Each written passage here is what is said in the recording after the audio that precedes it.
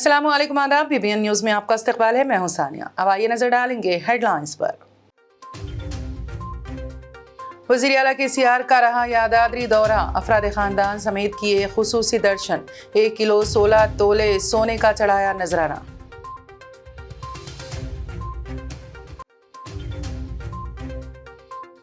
शहर की सड़कों पर गैर कानूनी तजावुज़ात बर्खास्त करने ऑपरेशन रूप शुरू। सिटी पुलिस कमिश्नर ने कहा, फुटपाथ कारोबार और गैर मजाज पार्किंग से सख्ती से निपटा जाएगा।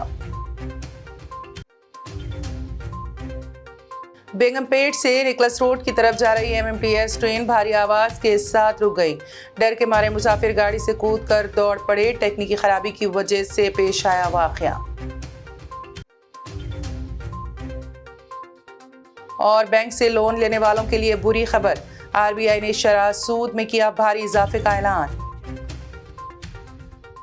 वज़ीर आला KCR ने आज यादाद्री लक्ष्मी नरसिम्हा स्वामी मंदिर का दौरा किया है। बेगमपेट प्रगति भवन से बजरिया स्पेशल बस और कारों के काफिले के साथ वो यादाद्री पहुंचे। आज जुमा का रोज पंचमी का दिन है। इस मुनासिबत से वज़ीर आला KCR अफराद खानदान के हमरा मंदिर दर्शन के लिए पहुंचे। यहाँ खुसूसी पूजा में शिरकत की और अपनी जानिब से मंदिर को 1 किलो 16 तोले सोने का नजराना पेश किया। इसके अलावा वो मंदिर में तामीरी कामों का भी मुआयना किया। बताया गया है कि इस मंदिर के लिए अभी तक 60 तोले सोना और भारी रकम अतियात की शक्ल में मौसूल हुई हैं। वज़ीर आला के दौरे के मौके पर सिक्योरिटी के वसीतर इंतजाम किए गए थे। आज सुबह एक MMTS ट्रेन तेज धमाकेदार आवाज के साथ अचानक रुक गई, जिसके साथ ही ट्रेन में सवार मुसाफिरीन हैबत से गाड़ी से कूदकर दौड़ने लगे। ये गाड़ी बेगमपेट स्टेशन से निकलस रोड की तरफ बढ़ रही थी। रास्ते में अचानक ट्रेन से ताकतवर आवाज और झटके के साथ गाड़ी रुक गई। रेलवे हुकाम के मुताबिक टेक्निकी खराबी की वजह से गाड़ी में ब्रेक डाउन हो गई। सुबह दफातर और काम के लिए जाने वाले लोगों की बड़ी तादाद इस ट्रेन में सवार थी, जिसकी वजह से उन्हें परेशानी का सामना करना पड़ा। पुलिस ने पहुंचकर मुसाफिरीन को करीब के रेलवे स्टेशन मुंतकिल किया। रियासती वजीर KTR ने ताज कृष्णा हैदराबाद में मेडेडेफ के फ्रांसीसी बिजनेस मिशन से बातचीत की है। वजीर ने तेलंगाना की तरक्की पसंद सनती पॉलिसियों और सरमायाकारी के मौके पर प्रेजेंटेशन दिया। फ्रांसीसी बिजनेस मिशन का वफ्द, जिसमें मिस्टर इमानुएल लेनिनियल, हिंदुस्तान में फ्रांस के सफीर मिस्टर पाल हरमिलियन, मिस्टर जेराल्ड वोल्फ जो इस वफ्द की क़यादत कर रहे थे, उनके अलावा जयश रंजन प्रिंसिपल सेक्रेटरी सनत और कॉमर्स डिपार्टमेंट, विष्णुवर्धन रेड्डी खुसूसी सेक्रेटरी वजारत सनत ने शिरकत की। KTR ने इस कॉन्फ्रेंस में खिताब करते हुए तेलंगाना में सरमायाकारी के लिए फ्रांसीसी वफ्द पर जोर दिया।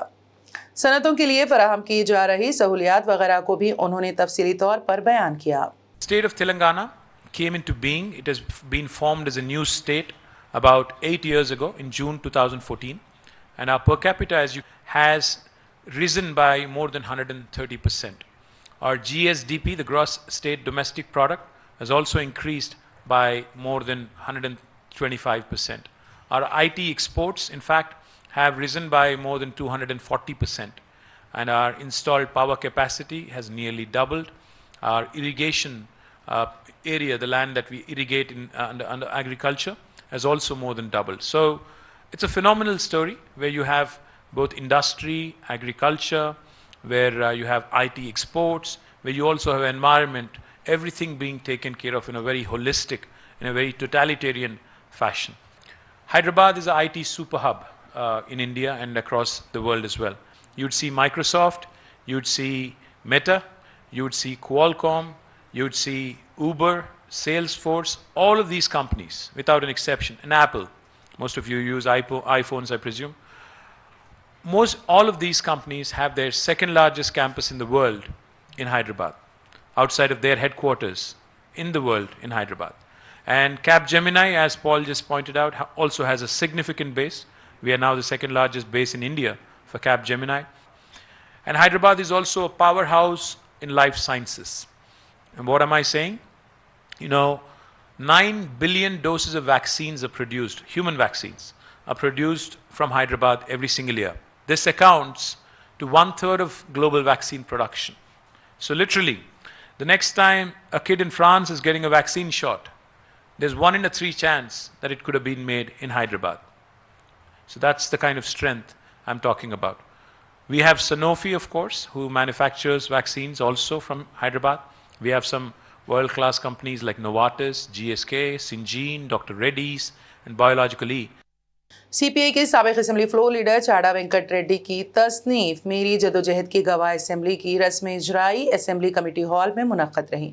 किताब की रस्म इजराई की इस तकरीब में speaker Pocharam Srinivas Reddy, council chairman Gutta Sukhender Reddy, वुजरा हरीश राव, विमुला प्रशांत रेड्डी, एमपी सुरेश रेड्डी, दीगर एमएलसीज भी शरीक थे। चाड़ा वेंकट की इस तसनीफ की तारीफ करते हुए कायदीन ने कहा कि साबिक एमएलए के तजुर्बात का निचोड़ इस किताब में है, जिससे बहुत कुछ सीखने में मिल सकता है।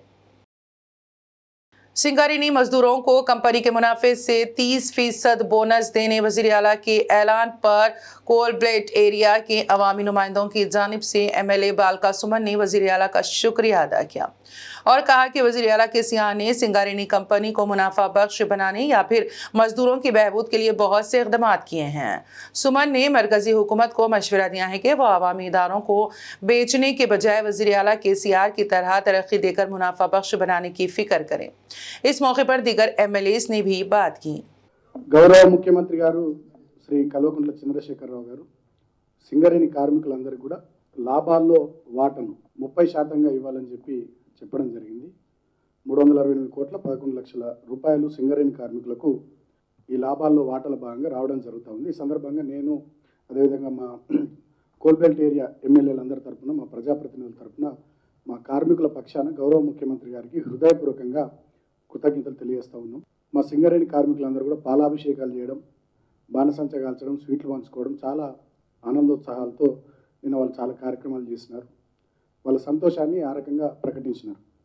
భారతదేశంలో ఏ మహారత్న కంపెనీ కూడా, భారతదేశంలో ఏ కంపెనీ కూడా లాభాల్లో వాటా ఇంత పెద్ద ఎత్తున ఇవ్వదు।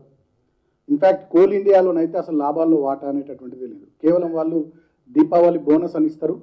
ఆ దీపావళి బోనస్ను మన సింగరేణి సంస్థ కూడా ఇస్తుంది। లాభాల్లో వాటాను 18% నుంచి 30%కి పెంచుకుంటూ పోవడమే కాకుండా మా తెలంగాణ ప్రభుత్వం వచ్చిన తర్వాత పెద్ద ఎత్తున సింగరేణి సంస్థను పెంచడం, సింగరేణి సంస్థను లాభాల బాటాలో పయనింపజేసేటట్టు చేయడం, సింగరేణి సంస్థను పలు విధాలుగా విస్తరించడం, ఎట్ ద సేమ్ టైం కార్మికుల సంక్షేమానికి కూడా పెద్దపీట వేయడం అనేది జరిగింది। భారతదేశంలో ఇట్లా ఏ రాష్ట్రంలో కానీ, కేంద్ర ప్రభుత్వ ఆధ్వర్యంలో నడిచే ఏ సంస్థల్లో కానీ ఈ రకమైనటువంటి ఒక సమ్మిళితమైనటువంటి ఆలోచన విధానం ఉండదు। तेलंगाना के वजीर मल्ला रेड्डी हर चंद दिनों बाद अपनी किसी न किसी गैर मुतवक्की हरकत के साथ खबरों में छा जाते हैं। इस बार भी वो एक प्रोग्राम में ठुमके लगाते नजर आए। दरअसल 29 सितंबर को दुनिया भर में वर्ल्ड हार्ट डे मनाया जाता है।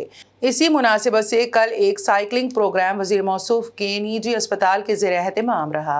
इस दौरान नौजवानों के लिए फिल्मी गाने लगाकर डांस का भी मौका दिया गया, जिसमें मल्ला रेड्डी ने भी डांस करके सबको हैरत में डाल दिया। तेलंगाना में बतकम्मा का त्योहार पूरे जोश व खरोश से मनाया जा रहा है। कल धर्मापुरी में मुनक्किदा बतकम्मा प्रोग्राम में एमएलसी कविता, रियासती वजीर कोपुला ईश्वर के अलावा दीगर शरीक थे। इस मौके पर लड़कियों के मुख्तलिफ ग्रुप्स की जानिब से बतकम्मा डांस पेश किया गया, जबकि एमएलसी कविता ने भी बारिश के बावजूद खवातीन के हमरा मिलकर बतकम्मा के गीतों पर रिवायती अंदाज में रक्स किया। इस दौरान बारिश हुई, जिसके बावजूद प्रोग्राम जारी रहा। हैदराबाद में बढ़ती ट्रैफिक मसले से निपटने के लिए सिटी पुलिस ने कमर कस ली है। हैदराबाद पुलिस की जानिब से सड़कों पर गैर मजाज तजावुजात के खिलाफ ऑपरेशन शुरू होगा। सिटी पुलिस कमिश्नर सीवी आनंद ने मीडिया से बात करते हुए कहा कि शहर में दिन ब दिन बढ़ती ट्रैफिक एक बड़ा मसला साबित हो रही है और देखा ये गया है कि बेशतर कारोबार सड़कों पर कब्जे करके किए जा रहे हैं या फिर गैर मजाज पार्किंग के सबब भी ट्रैफिक जाम लग रहा है। सीवी आनंद ने कहा कि गैर मजाज काबिजीन के खिलाफ सख्त एक्शन लिया जाएगा। अभी तक इस मसले को नजरअंदाज किया जाता रहा, लेकिन इस ऑपरेशन के जरिए इन तमाम रुकावटों को दूर कर दिया जाएगा जो ट्रैफिक बहाव में खलल का सबब बन रहे हैं। ఎన్ఫోర్స్మెంట్ కూడా మేము అంత గట్టిగా చేయలేకపోయాం। చిన్న వ్యాపారస్తులు, చిరు వ్యాపారస్తులు, తోపుడు బండ్ల వాళ్ళు ఇటువంటివన్నీ కూడా చూసి చూడనట్టు వదిలేయడం అనేది జరిగింది। కానీ దానివల్ల వచ్చే ట్రాఫిక్ సమస్యలు కూడా చాలా గణనీయంగా పెరిగాయి। అందుకనే ఇప్పుడు ఆపరేషన్ రోప్ అనేది హైదరాబాద్ ట్రాఫిక్ పోలీస్ స్టార్ట్ చేస్తుంది। ఇది removal of obstructive parking and encroachments. So ఈ అబ్స్ట్రక్టివ్ పార్కింగ్ పైన కొద్దిగా నిఘా పెట్టడము, ఎవరైతే కమర్షియల్ ఎస్టాబ్లిష్మెంట్స్ వారు ఏర్పాటు చేసుకుంటున్నారో వారు గవర్నమెంట్ రూల్స్ ప్రకారం పార్కింగ్ ఏర్పాటు చేసుకోవడం అనేది చాలా అనివార్యం. అయితే ఇటువంటి అబ్స్ట్రక్టివ్ పార్కింగ్ ఏదైతే జరుగుతుందో మేము దానిపైన కఠినంగా వ్యవహరించబోతున్నాము. जिले सिद्दीपेट के वर्गल मंडल की एक तारीखी मंदिर से करोड़ों रुपये मालियती मूर्ति का सरका हो गया। महंगी धात से बनी कृष्णा की मूर्ति चोरी हो गई। मंदिर कमेटी की शिकायत पर पुलिस ने पहुंचकर सूरत हाल का जायजा लिया और केस की तहकीकात शुरू कर दी है।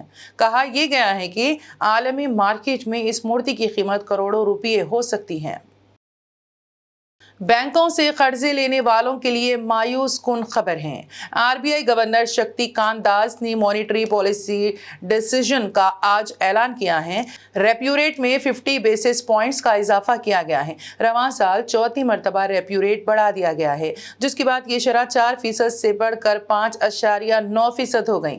आरबीआई की जानिब से शरह सूद में इजाफे का ऐलान किया गया। मुल्क में होम लोन और व्हीकल लोन के शरह सूद में भी इजाफा हो रहा है। कांग्रेस पार्टी की सदारती दौड़ में अब तीसरा उम्मीदवार भी शामिल होने वाला है। शशि थरूर, दिग्विजय सिंह के बाद पार्टी के सीनियर रहनुमा मल्लिकार्जुन भी मुल्क की सबसे कदीम सियासी जमात की क़यादत के लिए पर्चे नामजदगी दाखिल करेंगे। राज्यसभा के मेंबर मल्लिकार्जुन खड़गे से मुतालिक कयास आराइयां काफ़ी दिनों से चल रही थी, लेकिन अब ये वाज़ेह हो गया है कि अशोक गहलोत के किनारा कशी के बाद सदारती कुर्सी के दौड़ के दावेदार बढ़ते जाएंगे। मल्लिकार्जुन खड़गे के लिए यहाँ प्लस पॉइंट ये है कि दीगर सियासी जमातों के रहनुमाओं के साथ उनके ताल्लुकात काफ़ी अच्छे हैं। आरएसएस के सरबराह मोहन भागवत ने नॉन वेज खाने वालों को डिसिप्लिन अपनाने की नसीहत की है। उनका यह बयान ऐसे वक्त में सामने आया जबकि मुल्क भर में नवरात्रि मनाई जा रही है। भागवत नागपुर में एक तकरीब से खिताब कर रहे थे। आरएसएस के सरबराह ने कहा कि लोगों को नॉन वेजिटेरियन डिशेस खाने से गुरेज करना चाहिए। भागवत का कहना था कि अगर आप गलत खाना खाते हैं तो आप गलत रास्ते पर जाएंगे। मगरिब के नॉन वेजिटेरियंस के साथ मवाजना करते हुए भागवत ने कहा कि हिंदुस्तान में जो लोग गोश्त और मछली खाते हैं वो सावन के महीने में और हफ्ते में कुछ दिन अपनी रोज़मर्रा की खाने की आदत से अलग हो जाते हैं। गोश्त के इस्तेमाल में नज़्म ज़ब्त की पैरवी करने का भी भागवत मुफ्त का मशवरा देते नजर आए। नवरात्रि के इन दिनों में भी हिंदुस्तान के कुछ हिस्सों में जैसे मगरिबी बंगाल जो अपने दुर्गा पूजा त्योहारों के लिए आलमी सतह पर मशहूर हैं, लोग इस अरसे के दौरान नॉन वेज खाना खाते हैं। यूक्रेन के 4 मकबूजा इलाके जहां हाल ही में रेफरेंडम हुआ था, रेफरेंडम में अवामी झुकाव रूस की तरफ नजर आया, जिसके बाद इन इलाकों का रूस से अलहाक का फैसला किया गया। इस हवाले से क्रेमलिन का कहना है कि रूसी सदर पुतिन यूक्रेनी इलाकों के अलहाक की तकरीब की मेजबानी करेंगे। क्रेमलिन के मुताबिक यूक्रेन के 18% मकबूजा हिस्से की रूस में शमूलियत की तकरीब होगी। रूसी सदर यूक्रेनी मकबूजा इलाकों के रूस का हिस्सा बनने का ऐलान आज सेंट जॉर्ज जहान में करेंगे, जहां पुतिन चारों मकबूजा यूक्रेनी इलाकों के रहनुमाओं से मुलाकात करेंगे। क्रेमलिन के मुताबिक यूक्रेनी इलाकों डोनेट्स्क, लुहांस्क, खैरसोन और ज़ापोरिजिया में गुज़िश्ता हफ्ते रेफरेंडम हुआ था। नेशनल गेम्स 2022 का कल रात रंगारंग पैमाने पर आगाज हो गया। वज़ीर-ए-आज़म नरेंद्र मोदी ने अहमदाबाद के नरेंद्र मोदी स्टेडियम में नेशनल गेम्स का इफ्तिताह किया। 36वें नेशनल गेम्स की इफ्तिताई तकरीब के मौके पर मुख्तलिफ रियासतों के सकाफती प्रोग्राम्स की झलकियां भी देखने में मिली। इफ्तिताई तकरीब के दौरान महकमा खेल कूद व सकाफत के मरकजी वजीर अनुराग ठाकुर और दीगर मुअज़्ज़िज़ीन भी मौजूद थे। नेशनल गेम्स का इनेकाद साल के तवील वक्फे के बाद हो रहा है, जिसकी वजह मुतादिद मुश्किलात है। पिछली मरतबा साल 2015 में नेशनल गेम्स मुनक्कद हुए थे। केरला रियासत ने इन खेलों की मेज़बानी की थी, जिसमें मुल्क की तमाम रियासतों से खिलाड़ी हिस्सा ले रहे हैं। जख्मी जसप्रीत बुमराह की जगह पर हैदराबाद के तेज गेंदबाज मोहम्मद सिराज को टीम इंडिया में शामिल कर लिया गया है। साउथ अफ्रीका के साथ चल रही T20 सीरीज के बाकी 2 मैचेस में मोहम्मद सिराज हिंदुस्तानी टीम का हिस्सा होंगे। BCCI ने आज जुमा के रोज ये फैसला लिया है। जख्मी बुमराह हो सकता है कि T20 वर्ल्ड कप से भी दूर रहेंगे। वहीं stand up bowlers Mohammed Shami और दीपक चाहर दोनों में से किसी एक को स्क्वाड में शामिल किया जा सकता है। और अब आखिर में एक नजर हेडलाइंस पर। वज़ीर आला KCR का रहा यादाद्री दौरा, अफराद खानदान समेत किए खुसूसी दर्शन, 1 किलो 16 तोले सोने का चढ़ाया नजराना।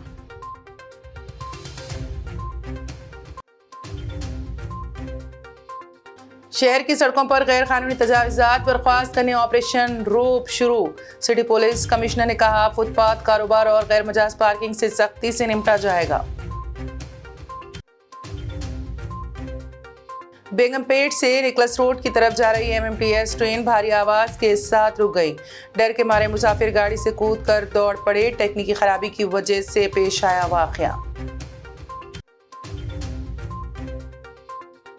और बैंक से लोन लेने वालों के लिए बुरी खबर, RBI ने शरह सूद में किया भारी इजाफे का ऐलान।